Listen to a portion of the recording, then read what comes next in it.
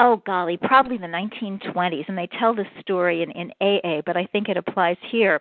This very wealthy man was just a really low-bottom alcoholic, and this was before there was really any hope for alcoholics, but he happened to be wealthy, so he got on the big ship and went over to Europe, where he was a personal patient of Carl Jung, and he stayed there for many months, and he so thought he was cured, and he went back on the fancy ship, and within 2 weeks of being home, he was drunk again.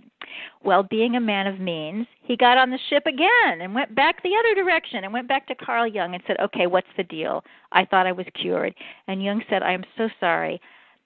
In my experience, I have only seen a few cases of people in your condition recovering, and that happened whenever they had a complete emotional displacement and rearrangement, something akin to a spiritual experience. That is what I was trying to bring about in you, and obviously failed. So the man went back to the States, thought he was destined to either hospitalization forever or death, and lo and behold, AA had been founded by then, and he found them and lived happily ever after, or as happily as people live on this interesting planet.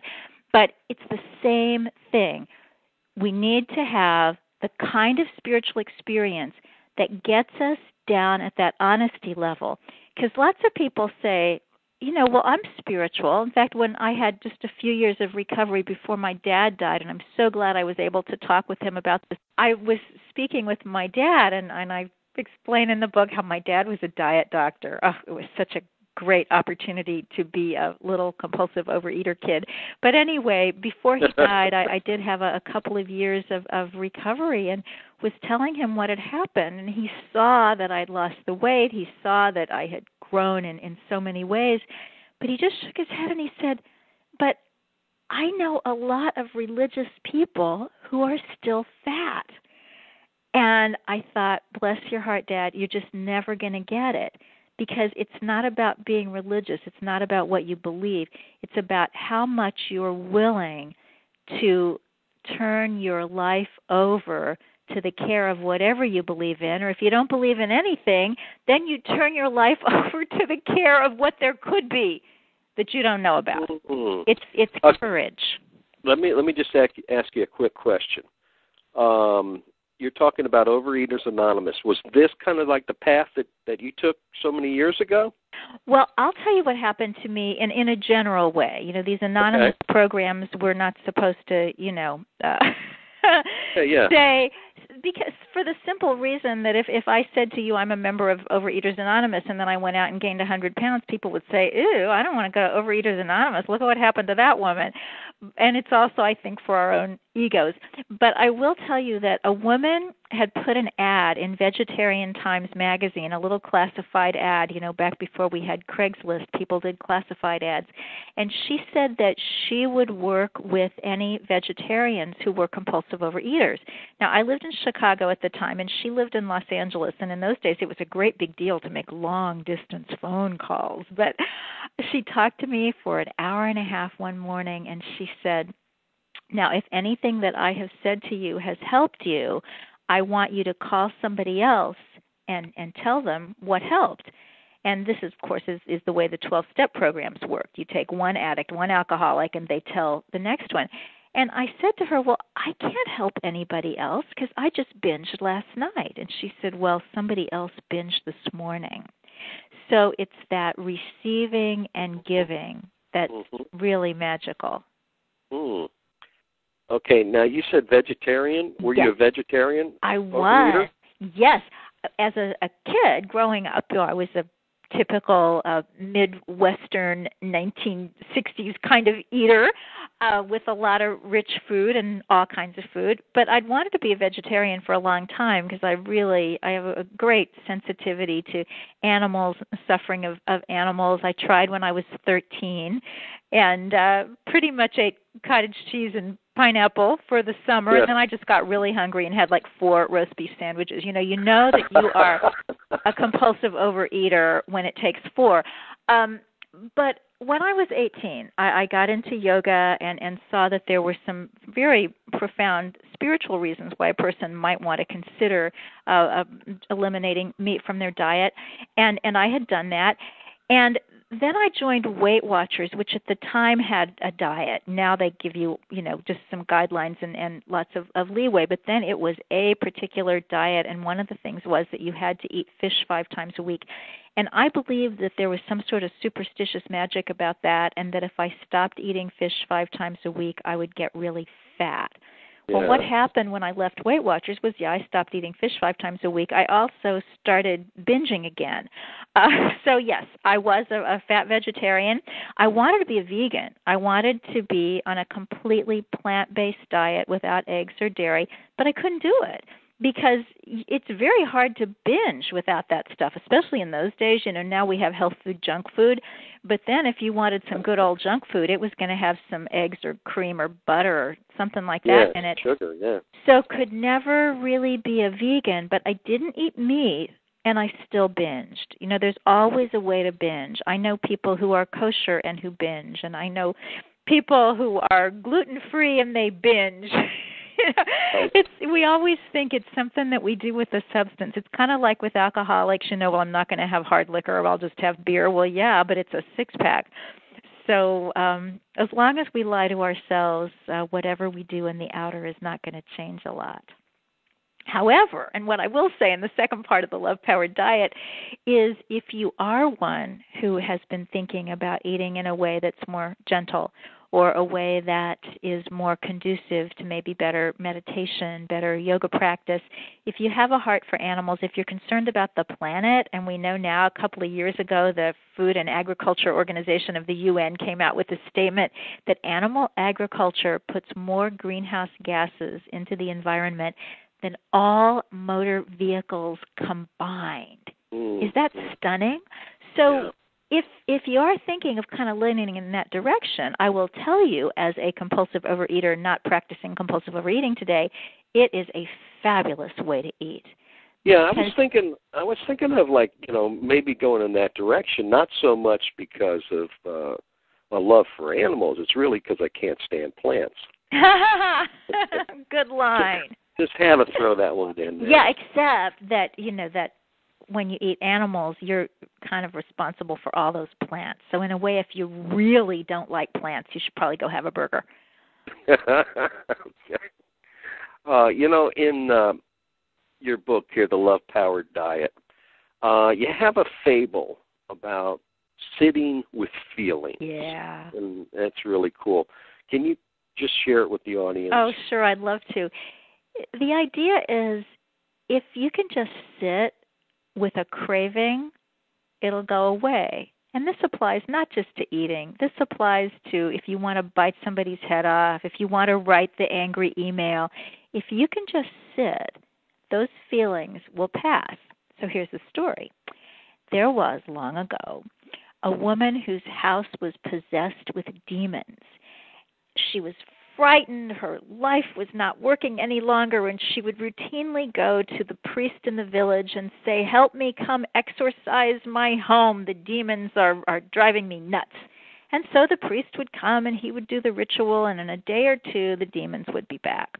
Well, it got to the point where he was just tired of going over there all the time. So he said, "This is so serious, madam, that I think I am going to have to do something more for you. I'm going to give you this holy stool." So he handed her this simple wooden hassock, and she took it home, and what he had told her is, when the demons come back, I want you to sit on the holy stool, and that will make them go away. Well, sure enough, she was no more than in her door when the demons came back, and she took the priest's step stool, she sat down on it, and after a little while, the demons got bored and left. And every time they came back, she'd get out the stool, she would just sit, she'd wait them out, and they'd go away. Well, as you know and I know, there was nothing magical about that stool. The magic was that she was willing to sit with the demons until they went away. And that priest missed his favorite footstool for the rest of his life. Mm-hmm. So what we want to do is just be with the feeling. Oh my God, if I don't go eat the ice cream, I will die. No, you won't. No one has ever died from lack of ice cream ever historically on this planet. You just sit with it, and every time you do, you get stronger. It's kind of like when people knock on your door selling magazine subscriptions or wanting you to change religions. If you don't answer the door and you don't answer the door and you don't answer the door, they'll start going to the neighbors. Mm-hmm. Okay, so somebody's all set to do this. What are some of the daily practices someone needs to have in place to lose weight for the last time? Amen. Keep it off. Well, first you want to meditate. And the first time somebody told me that, years ago, I was binging my head off. I wandered into a Christian Science reading room, and this man was trying to give me some information, and I kept arguing with him, and I was saying, yes, but how am I ever going to lose weight? How am I ever going to be healthy if I don't do all the right things? And because he's coming from a Christian Science perspective, which is basically it all starts on the inside, he said, well, it seems to me that healthy people do healthy things. So the idea is to become a healthy person. So meditation is so important. And when I first heard that, it was like, what, are you crazy? You don't burn any calories doing that. But what you do is get yourself to a point of stillness. And when you're at that point of stillness, the cravings can't get you. And when you practice some kind of meditation, and it doesn't have to be anything formal, basically 10, 15 minutes, you just sit and you have a thought. I love the phrase, all is well, as a focus for meditation. I don't care what your focus is. You can use the St. Francis prayer. You can use Om Shanti. Whatever works for you, just bring your mind back to this focal point. And then when you're in practice this way, the next time this giant cinnamon roll comes up and tries to hit you from behind, you know how to get to that point of stillness that's stronger than the cinnamon roll. So that's what you do for your psyche. Then what you do for your body, first thing is you exercise, because exercise is going to save your life. And sometimes the people in the fat liberation circles will say, well, see, we can exercise and we can still be heavy. But you know what? After a while, you just don't feel good being heavy and exercising. So you want to do aerobic exercise just about every day, And because compulsive people are compulsive, we can either do things every day or we don't do them at all. It's kind of good. So if you're a compulsive person, you want to go to the gym or get out on the track or whatever it is you do for aerobics 6 days a week. Take off one day, even God rested. And you also want to lift weights a couple of days a week. And that'll help you. It won't stop you from compulsively overeating, but it will help you feel good about your body. And when you feel good about yourself, when you take good care of yourself in one way, you're going to take good care of yourself in another way. And then the third thing, and then I'll stop because that's a lot. They always tell you 3 ideas to what people can handle. The next thing is how you nourish yourself, and that is looking at your food. So you don't want to diet, because dieting is counterproductive.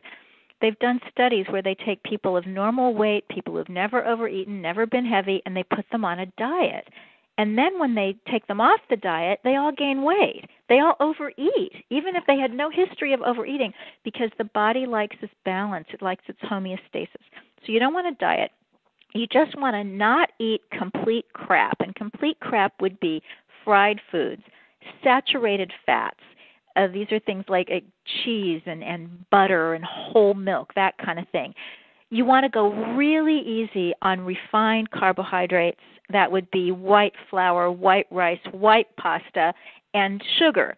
Some people say that a lot of compulsive overeaters are allergic to these things, just the way an alcoholic is allergic to alcohol. They just plumb should not touch them. If you find that there is a food or a group of foods where one is too many and 1,000 aren't enough, you just stop. Period. The end. It's not a diet. This is life. This is a day at a time for life. And another thing that has helped me a great deal is 3 meals a day. And so many people talk about grazing. You want to graze and keep your blood sugar steady. That's just fine. And yet, if you're a compulsive overeater, your problem is not starting, it's stopping. And if you only start 3 times a day, you only have to stop 3 times a day. And then you want to have people, I guess I do have 4 points instead of 3, that you can depend on.